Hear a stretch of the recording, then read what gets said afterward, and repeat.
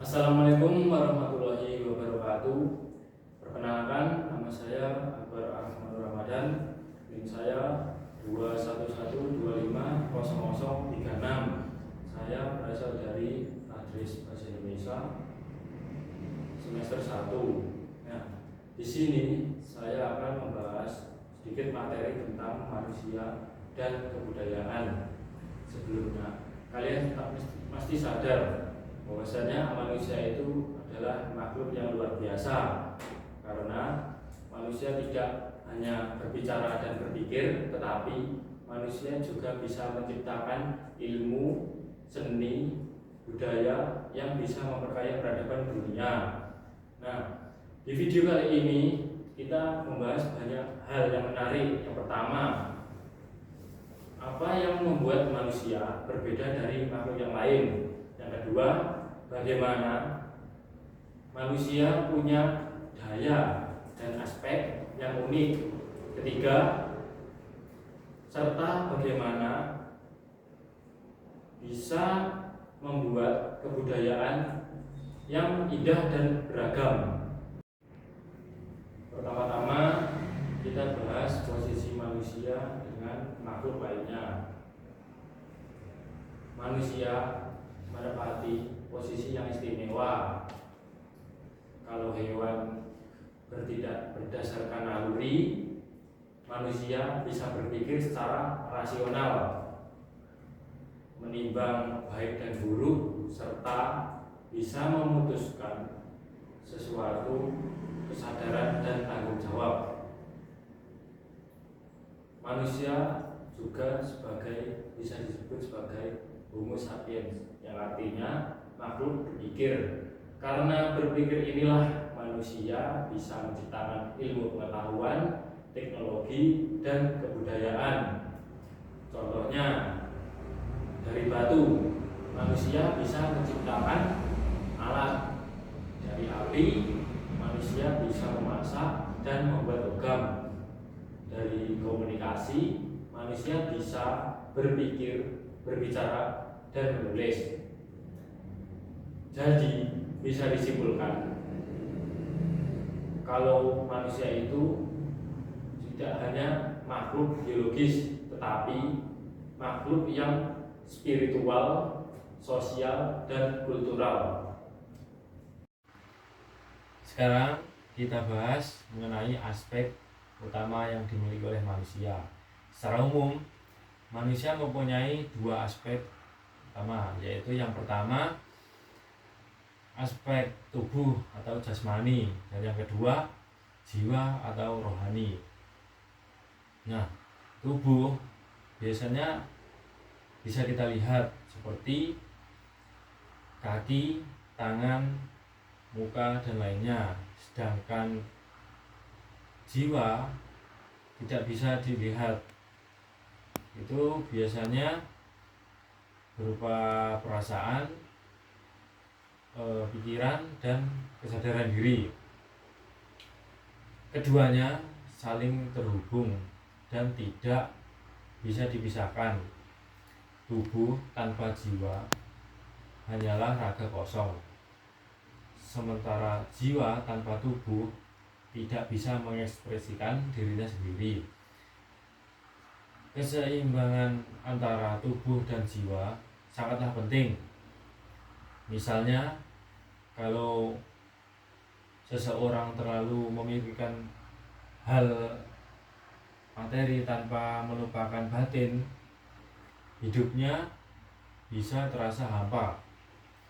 Begitupun sebaliknya, kalau hanya memikirkan spiritual tanpa menjaga kesehatan jasmani, tubuh akan lemah.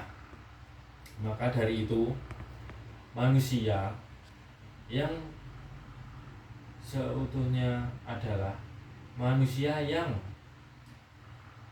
menyeimbangkan tubuh dan jiwanya.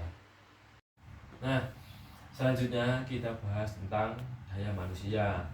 Sebelumnya, daya manusia itu apa sih? Nah, artinya kemampuan yang istimewa yang membuat manusia berbeda dari makhluk lain. Nah, di di sini ada 5 daya utama. Yang pertama, akal dan inteligensi, kemampuan berpikir, menganalisis, dan memahami sesuatu. Dengan akal, manusia bisa menemukan pengetahuan dan menciptakan solusi untuk masalah hidup.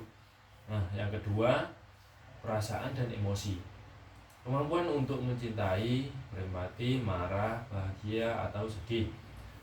Inilah yang membuat manusia punya kedalaman batin dan bisa berhubungan secara sosial. Selanjutnya yang ketiga, kemauan. Di dalam diri untuk bertindak, diri mencapai tujuan. Tanpa kemauan, manusia tidak bisa berusaha, berjuang, atau berkembang. Yang keempat, fantasi atau imajinasi. Ini kemampuan menciptakan hal-hal baru yang di luar kenyataan. Imajinasi inilah yang melahirkan seni, cerita, musik, dan bahan teknologi. Yang kelima, perilaku. Hasil nyata dari semua daya tadi yang terlihat dalam tindakan manusia sehari-hari. Dengan kombinasi semua daya ini, manusia mampu beradaptasi, berinovasi, dan menciptakan perdamaian peradaban. Bayangkan saja, dari zaman batu hingga di era digital, manusia itu berusaha dan berhasil menciptakan suatu perkembangan yang pesat.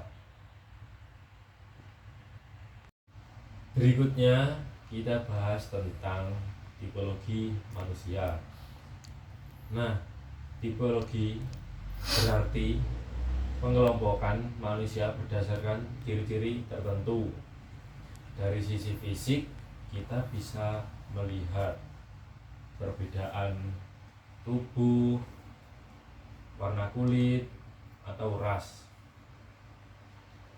Dari sisi psikologis, manusia punya kepribadian dan cara berpikir yang berbeda-beda.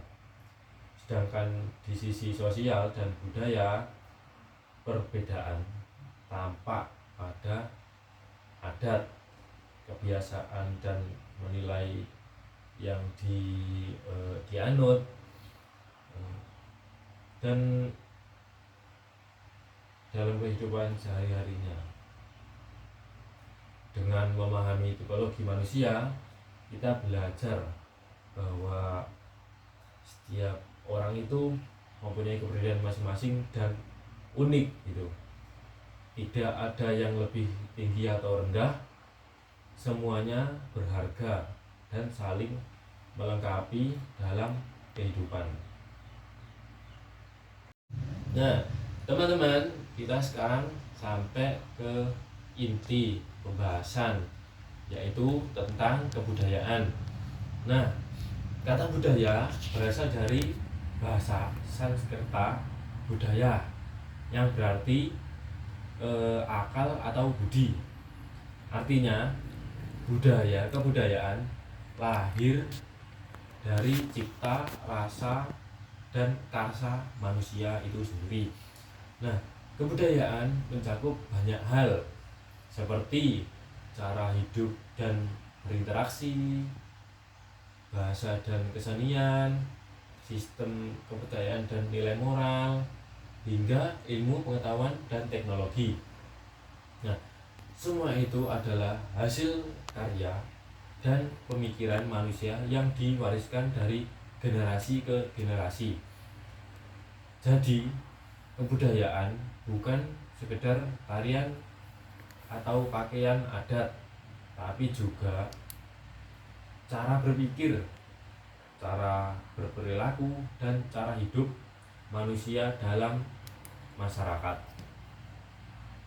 Teman-teman, untuk memahami lebih lanjut tentang kebudayaan, kita pastinya perlu melihatnya seperti hasil interaksi manusia dalam lingkungannya, atau sebagai hasil interaksi dari lingkungan ke lingkungan. Manusia menciptakan kebudayaan karena kebutuhan hidup seperti makan, berpakaian, berkomunikasi, dan menyesuaikan diri dengan alam itu. Namun, seiring berkembangnya zaman, kebudayaan terus berubah dan berkembang. Misalnya, dulu orang berkomunikasi lewat surat, sekarang lewat ponsel. Perubahan teknologi inilah adalah contoh yang nyata bagaimana kebudayaan terus menyesuaikan diri dengan kemajuan zaman. Kebudayaan bersifat dinamis, artinya bisa berubah tetapi tetap mempertahankan nilai-nilai dasarnya. Nilai seperti gotong royong, sopan santun, dan rasa hormat tetapi dipertahankan meski bentuknya berubah mengikuti zaman. Sekarang kita lihat bagaimana kebudayaan itu tampak dalam kehidupan kita di tanah air atau Indonesia. Nah, di Indonesia punya ratusan budaya daerah itu yang luar biasa sekali. Setiap daerah punya ciri khas sendiri-sendiri, dari bahasa, pakaian, rumah adat, hingga upacara tradisional. Contoh-contohnya seperti batik dari Jawa, tari saman dari Aceh, rumah tongkonan dari Toraja, hingga upacara ngaben dari Bali. Nah, semua itu adalah warisan yang berharga yang menunjukkan betapa kayanya dan bagaimana budaya bangsa kita sangat banyak atau luas atau banyak lah pokoknya. Nah, walau berbeda, semuanya tetap bersatu dan di bawah semboyan Bhinneka Tunggal Ika, yang artinya berbeda-beda tetapi tetap satu jua. Menjaga kebudayaan daerah berarti menjaga jati diri bangsa, memperkuat persatuan, dan menunjukkan rasa cinta tanah air kepada negara kita sendiri. Dari pembelajaran yang kita bahas ini, kita bisa simpulkan bahwasanya manusia adalah makhluk berpikir, berperasaan, dan berbudaya. Dengan akal manusia mengenal ilmu, dengan rasa manusia menciptakan seni, dan dengan kehendak manusia menciptakan atau membangun kebudayaan. Sebagai generasi muda, tentunya tugas kita bukan hanya menikmati hasil budaya, tetapi juga melestarikan dan mengembangkan agar tetap hidup di masa depan. Karena kebudayaan, kita belajar siapa diri kita, dari mana kita berasal, dan kemana kita akan menuju. Nah, sekian itu saja video tugas dari saya. Terima kasih sudah menyimak video ini hingga akhir. Kurang lebihnya saya mohon maaf. Wabillahi taufiq wal hidayah. Wassalamualaikum warahmatullahi wabarakatuh.